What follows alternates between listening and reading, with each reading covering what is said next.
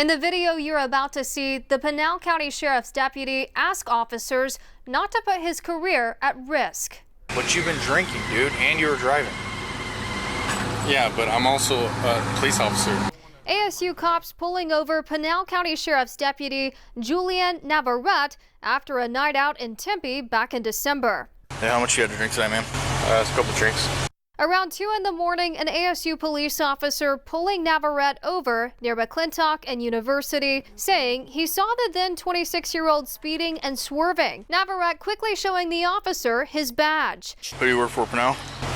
The officer says he smelled alcohol, asking Navarrete to step out of the car. Can we let anybody else in the vehicle go through this? Navarrete asking the officer to consider the fact that he's in law enforcement too. It doesn't matter if you're an officer or not. Then that puts me my job at risk, right? You don't think it's going to put mine at risk if I don't do this? Dude, I understand. But can I maybe someone else put behind the wheel? Behind the wheel? Don't put my career at risk. The Pinal County Sheriff's deputy then using a racial slur. This isn't New York, man.